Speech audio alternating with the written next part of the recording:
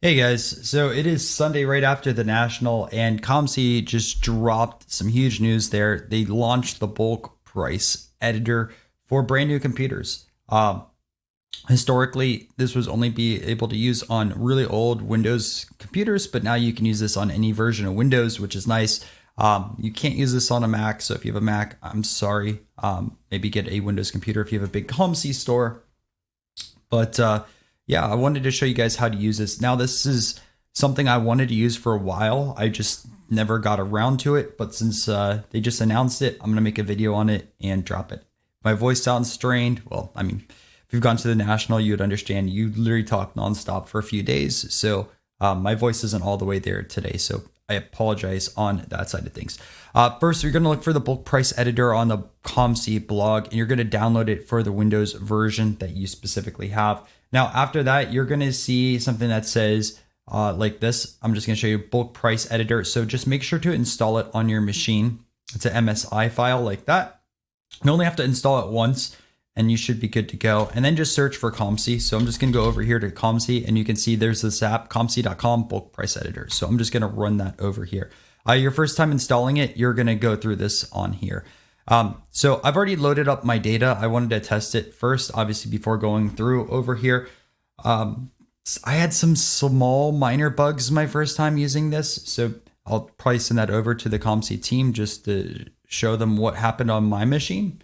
So just as a heads up, you may have something like this, but I was able to get it to work. Okay, so it's going to take you step by step over here on how to get this going. So this is the introduction, right? Showing you how you can set this up. Again, just follow around the tutorial that I'm showing you guys, as well as the blog post COMC did. It's pretty good. So I'm just going to click next on here. And then you're going to have to sign in. It's going to load up a sign in page for you guys. On the blog, it has it over here, but it posts over here. So just log in. So I'm just going to log in over here. So Breakout Sports, right? And then I'll just put in my password on this side of things. I'm just going to take it off the screen and then just click sign in, right?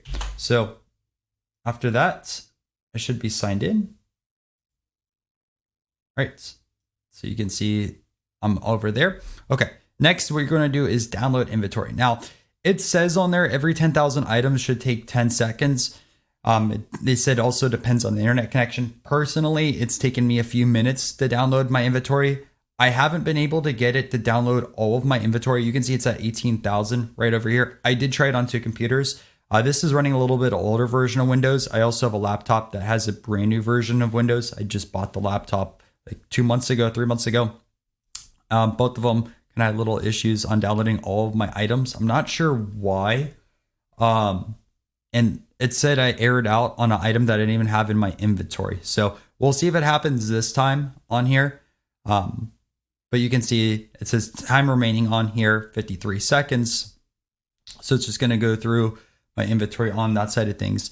What I did last time was literally just start flipping items on the website while waiting for this, but we'll just keep it over here just to measure how long it is. And while it is on this screen, a few notes. Number one, if you went to the National, let me know what you guys ended up picking up or if you dropped off cards at COMC. I dropped off 1,300 on Wednesday, and then I went through the bargain bins throughout the show when I started running out of money, and I bought like 300 cards from bargain bins. So I dropped those off, and the bargain bins were loaded over there. Now, like if you're going to try to flip cards, obviously bargain bins aren't the best spot to go to right away, but you can find higher margins in those rather than just, flipping higher ticket items out of the showcases. But I found some logo mans in bargain bins. Actually, I found a Todd Helton logo man game used from 2001 in there, which I couldn't believe. So there's some incredible stuff. And then I saw someone pick up Soul of the Game basketball inserts for $1 each. Now, I don't do too much basketball, but I know those are huge cards for $1. I couldn't believe it. But people don't think the bargain bins are the best, but you can find a lot of really great inventory for COMC. And that's what I look at it. I'm like, I don't have to sell the cards and ship them out. I'll go to bargain bins. I'll drop them off at COMC at the end of this show. So yeah, there's that. And then COMC booth was awesome to work with on that side of things, helping me get the cards of the top loaders, getting my submission ready and everything like that. Always the people working at the booth, fantastic job. So they will always help you out and everything like that. And they're always interested to see what you're submitting, right? So props to them over there on that side of things. Okay, so it says 7 seconds left. It's going to take a little bit longer than 7 seconds, just again, based off of either my internet connection or just how the tool works. I've had that every time I've tried working with this so far, which isn't a lot, right? This is my first day using it, but I've tried it on my laptop first and then wanted to go over here and try it on that side of things. One other thing I noticed on this tool is it says this tool cannot be submit changes on the first day of any month. Now that is an inconvenience, but I believe the reason is because of that's when all the COMC fees go into effect. So just kind of plan when you want to work on this tool. This is something I'm going to build into my workflow monthly into COMC. And maybe I want to start building out some other videos like how to scale COMC a little bit better. I'll be honest with you guys, like there's a lot of things I want to do with my store. I think I really want to hit that $10,000 a month threshold on COMC. And I think it's doable, but there's still a lot of work I need to get to. And I think once they hit 10,000, you can get to 20,000, 30,000. But yeah, it shocks me a little bit when you go to the national and you see someone dropping 100,000 on cards or 200,000 on cards. Like imagine you could buy that and put that in your inventory. That'd be some insane sales. But yeah, so 7 seconds left over here, and it'll probably take another minute or so if it doesn't error out. I'm hoping it doesn't error out, but we will see. All right, so I got this pop-up failed downloading item after this. So I've had this twice. So just to show you guys this, if someone from COMC is watching it as well, that's not even my item. So if I go over here, I'll go to my dashboard really fast. And let's say like I want to take a look at this item over here. Now I'm probably going to accept this offer, to be honest with you guys. This is pretty nice. Although it's 15% off, make some money on here. All right, so what we have is this card on here. So just to get to my item ID, right? So let me go into like manage price on this item. So let's look for this item. So we have item, and over here it says, go to this error, 252. So we'll go over here, 252. You can see it already autofills, right? Let me just double check, 009624, 009264. All right, so this isn't my card. This is actually owned by the Pack Gambler, and you can see upper deck 698 401 500. So this, I've had this error on my other computer. I had this on here twice as well. So if someone from COMC is watching, this is a bug that is either in the software or something in my account. I'm not sure. I've never owned that card, I don't think. But I'm just going to click no because this error keeps populating. Now it's not going to load all my cards here. Unfortunately, I do get 18,000 that show up. So I'm just going to click no. And you can see my cards have populated over here and I'm stuck at 18,000. Again, not a huge deal because that is a lot of cards to modify. That'll help me a ton. But it's not all 20,000. One other small bug that I noticed. So you'll see over here, I have 18,000, right? And I'm going to say storage fee over here, subject to fee. Right. I have an upgraded account, so anything $2.49 or $2.50 or lower should not be subject to any fee. But when I go over here to subject to fee, you can see that I have a card at 0.7, 0.47, 2.47, right? And it's filtered down to 16,000 to 10. But that is a bug, right? Because even free accounts shouldn't be subject to fees on 0.7 or 0.43. And I have a paid account. I pay $50 a month. $2.50 or lower should not be subject to fees. I always say $2.49 because I try to price my cards 1 penny lower than $2.50 because I have the belief that a lot of people on the paid account will go $2.50 on their items, and I want to be a little bit lower. But yeah, so you can see over here, like I have a lot of cards that I shouldn't be subject to fees for, so I don't see that working on here. But let's jump through all these on this side of things. So first, you have storage fee status, which that's not working on for me. So I'm just going to click any status. You have currently for sale. So you can say like only for sale items, not for sale. I'm obviously just going to put for sale items on here. And you can see that drops me again to 16,737. That's fine. You can have acquired less than, like when did this go into your inventory, right? Some people don't want to price cards until they're after, 180 days in their inventory or 365 days. So you can combine that essentially with modified and do some pretty cool filtering. Acquired between, right? So you can see like when I technically started my store and, as of today's date, you can filter by SRP or asking price as well. So what I'm going to do is just say no modifications in the last 90 days, right?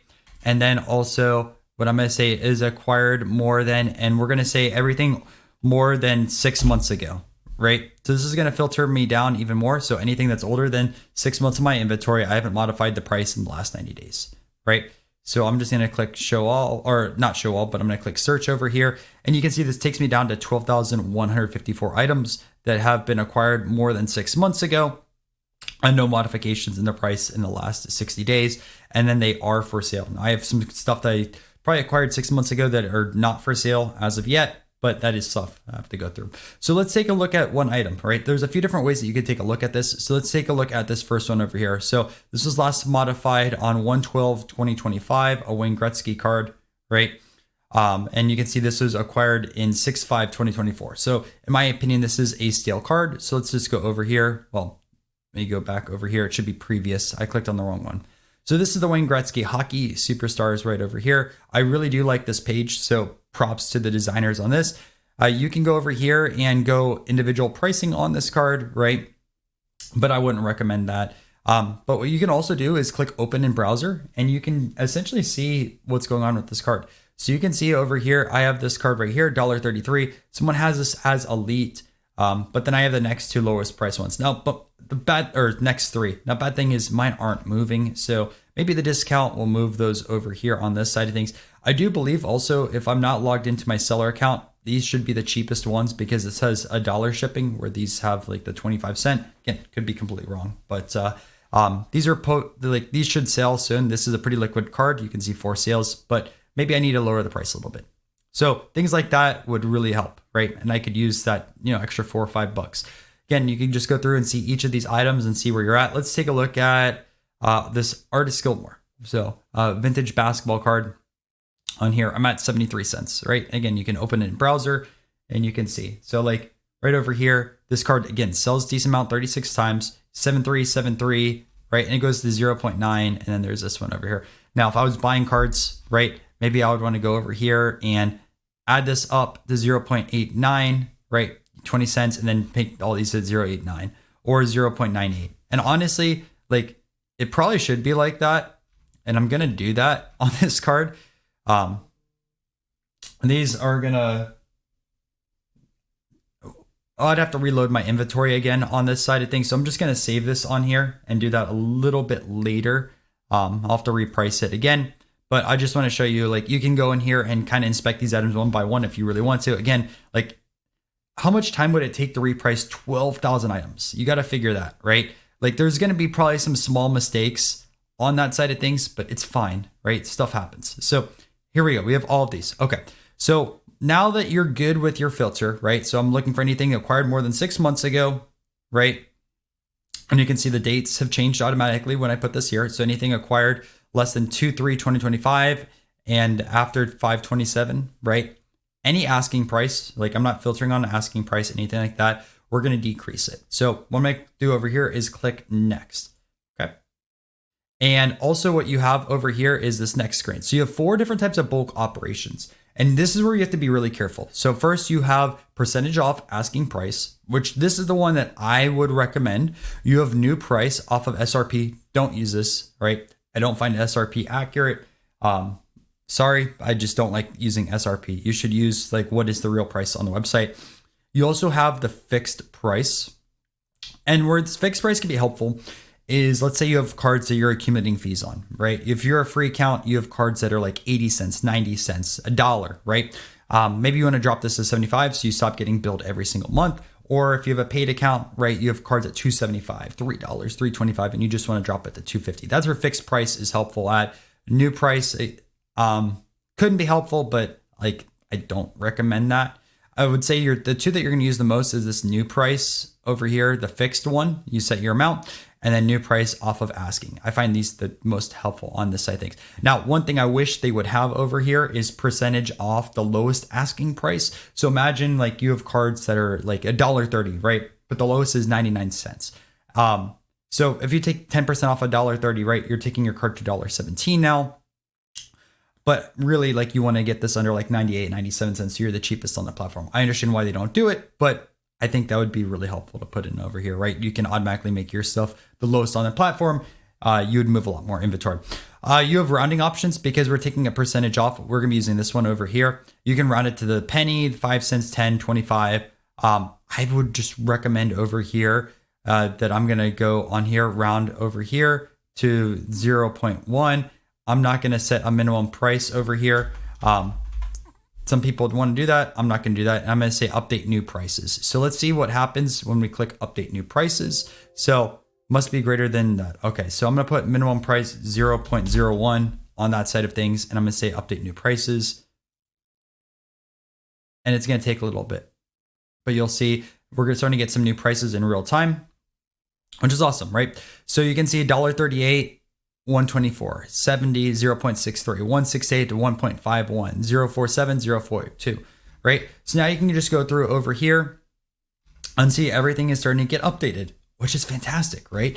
We're going to start dropping our prices dynamically, and we could do this every single month, right? Take a look at 6 months. It hasn't moved in 3 months, right? No pricing. Let's drop it by 10% and just slowly start decreasing it and see what happens. Again, 12,000 items. So, maybe we won't get a huge bump right away. Some of these things might have to be 20 or 30%, but I feel like we're going to start getting some sales, right? 460 to 414, right? And you can also modify this. So like, let's say you have some really high end items that you don't want to move. We can go over here and we can sort from largest to smallest. So this acts like a spreadsheet, right? So this card over here goes from $3.99 to $3.59, right? Another card, $3.50 to $3.15, $3.25. Like you can set these prices as you want. I'm okay just taking 10% off even these higher end items. Let's see them move, right? Because they have not moved, right? Like I just want to get them gone off the platform. It's a 10% change. It's fine. New percent off. Why is this negative 148? Is this off SRP? That's weird why it's like negative 148%. I mean, we're going from 96 to 87. Doesn't really matter to me over here. And also it's a negative 148. That just seems really, really off. That's 81%. Again, kind of weird on that side of things. It's fine. Negative 134%. I mean, I assume this is like SR. I don't know. Weird. Some interesting stuff going on in that column. But you can also see like acquisition price if you bought it on the platform, right? Different things like that. Again, if you care like about some stuff like you have to make money on, maybe you can just go here and quickly audit it and say, okay, I don't want to change these prices for this item. Again, I just want to get the money back and then reinvest it. So that's fine with me. So we've changed that over here. And also I didn't show you guys the other columns as well. So you have item ID, new price, asking price, percent off, new percent off. Exempt until last modified. If it's in like a shipment transaction ID, which I would assume it just shipped off the platform, or that's when you added it to the platform. Not 100% sure there. Acquisition price, the set name, the card number associated with it. Then just going over here, is the card for sale? Obviously filtered yes. The sport, the decade, the discount, the percentage off. If you're running a promo, I assume right now. Quantity, like if it's serial numbered or not, if the card's graded or not. The condition, the owner, which should be you, the batch ID, right? On sale or not, list price, discounted. So you can see all that data over here. Okay, so I'm good with the 10% off. So I'm just going to click over here next. And this is please carefully review the pending price changes button before submitting it. The grid now displays all the items that have a pending price change. I'm just going to click OK.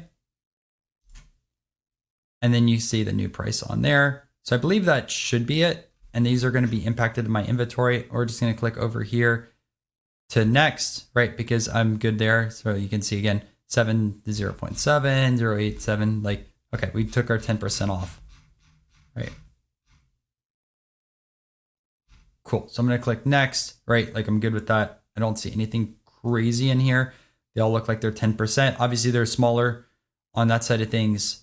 You get the certain things and you can see these are like 0.6%. And it's not going to be perfect because of some cheaper items. Again, that's fine. I don't really care. We'll click next. And just make sure largest, that's fine. I'd more focus on the larger items than smaller ones. So next. I authorize these changes and necessary upgrade fees. So that's if you're upgrading the price, right? Like if you're going over $100, you're going to get charged on that. So I'm going to say click submit pending price changes. So I'm good with dropping 10% on all these. And then it says updating 12,154 prices. So it says time remaining. And this is going to keep going down.